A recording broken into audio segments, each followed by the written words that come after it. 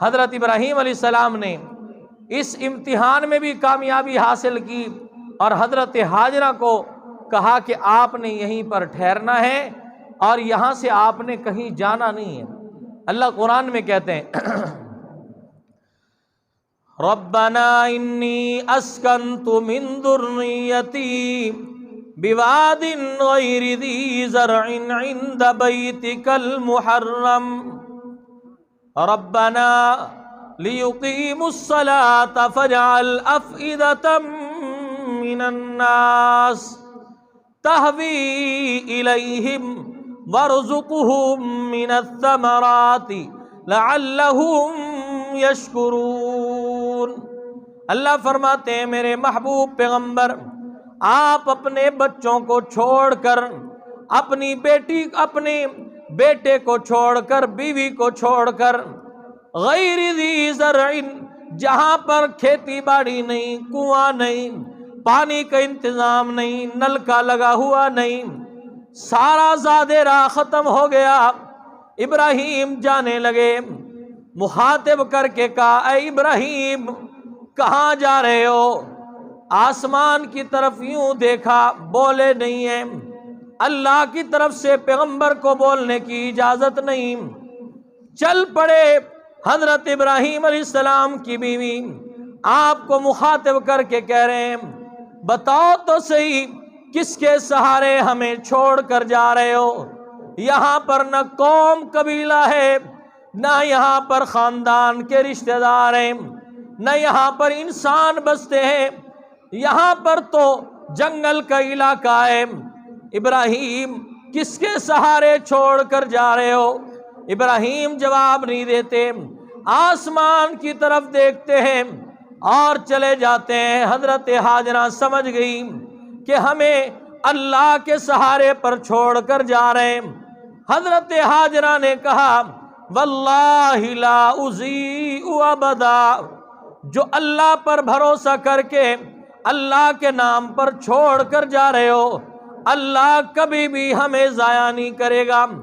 اب ایک بیٹا ہے، رات کا ٹائم ہو گیا، کھانے کے لیے کچھ نہیں، پینے کے لیے کچھ نہیں، رات گزر گئی، اگلی صبح آ گئی، بچہ دودھ مانگتا ہے، دودھ نہیں ہے، کچھ کھاتی تو دودھ ہوتا، ماں کے پاس کچھ نہیں ہے اور خوراک دینے کے لیے کچھ نہیں ہے۔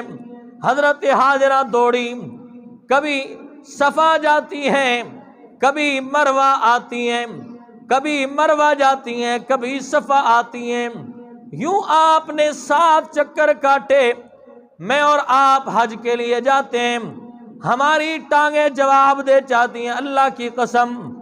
اب تو وہاں پر بڑا بہترین قسم کا پتھر لگا ہوا، سنگ مرمر لگا ہوا، اس وقت پہاڑوں کے علاوہ کچھ نہیں، راستہ بنا ہوا نہیں ہے۔ حضرت ہاجرہ چکر لگا رہی ہیں۔ حاجیوں ذرا غور کرو، جب ہم ان 5 دنوں میں کبھی مینا جاتے ہیں، کبھی مزدلفہ جاتے ہیں، کبھی عرفات جاتے ہیں، کبھی طواف زیارت کرتے ہیں، کبھی قربانی کا حکم ہوتا ہے، کبھی مینا میں شیطان کو کنکریاں مارنے کا حکم ہوتا ہے، اور حاجی کہتے ہماری ٹانگیں جواب دے گئی۔ اللہ وہ وقت دیکھو جب وہاں پر راستہ بھی کوئی نہیں، اب تو کھانے کی سبیلیں، پانی پینے کی سبیلیں لگی ہوئی ہیں، اس وقت انسان نہیں بستے، جانوروں کے علاوہ کوئی چیز نہیں ہے۔ حضرت ابراہیم علیہ السلام وہاں سے جا چکے، اکیلی ہوش مند اگر موجود ہے تو جناب سیدہ حضرت ہاجرہ علیہ السلام موجود ہیں۔ وہ تو بچہ ہے، بچے کا کام رونے کے علاوہ کچھ نہیں، ادھر گئی ادھر آئی، بار بار چکر لگانے کے بعد اپنے بیٹے کے پاس پہنچی، دیکھا بیٹے کے ایڑی زمین پر لگی۔ اے اللہ یہ کیا کرنے لگ رہا ہے؟ فرمایا کیا ہے ہاجرہ، تو نے قربانی دی ہے، آج تیری قربانیوں کا تجھے صلہ دینے لگا ہوں۔ اے اللہ وہ صلہ کیا ہے؟ فرمایا کیا ہے ہاجرہ، اس کا باپ جا چکا ہے، تو وہاں چکر لگاتی پھر رہی ہے۔ اللہ کو یہ ادا ہی چکر لگانے کی اتنی پسند آئی، فرمایا کہ اے ہاجرہ اب دنیا میں سارے پانی ختم ہو جائیں پر آب زمزم ختم نہ ہوگا۔ حضرت ہاجرہ علیہ السلام کے بیٹے کی قدم زمین پر لگی، ایڑی زمین پر لگی، اللہ نے زمزم کا پانی جاری فرما دیا، اور حضرت ہاجرہ نے یوں مٹی کے ساتھ اپنے ہاتھوں کو زمین پر لگا رہی ہیں، پہاڑوں پر لگا رہی ہیں، اور کہہ رہی ہیں پانی کو مخاطب کر کے زمزم زمزم زمزم، آئے پانی ٹھہر جا، آئے پانی ٹھہر جا۔ زمزم کا معنی رک جانا، زمزم کا معنی ٹھہر جانا۔ اگر حضرت ہاجرہ یہ جملہ نہ کہتی شاید کہ پوری دنیا کے اندر اللہ اس پانی کو پہنچا دیتا اور یہ زمین پانی کو برداشت نہ کر سکتی۔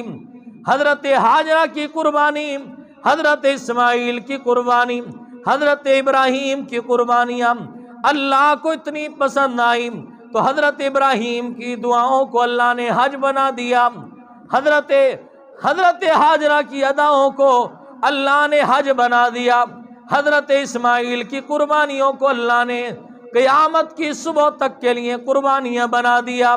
اس لیے حضرت ابراہیم علیہ السلام جب واپس آئے، زمزم کا پانی جاری ہے، علماء نے لکھا ہے اس پانی کا میرے پاس، آپ کے پاس جو پانی موجود ہے چند دن ٹینکی میں ٹھہر جائے پانی کا رنگ بدل جاتا ہے، پانی کا ذائقہ بدل جاتا ہے، پانی کی بو بدل جاتی ہے۔ جہاں پر میرے اور آپ کے پیغمبر کا قدم لگا، حضرت اسماعیل علیہ السلام کی ایڑی لگی، نہ پانی کا رنگ بدلا، نہ پانی کا ذائقہ بدلا، نہ پانی کی بو تبدیل ہوئی، اور پھر آپ اس کو 20 سال کے بعد نکالے، پانی کا ذائقہ بھی ویسا ہی ہوگا، پانی کا رنگ بھی ویسا ہی ہوگا، پانی کی خوشبو بھی ویسے ہی ہوگی جیسے آپ لے کر آئے۔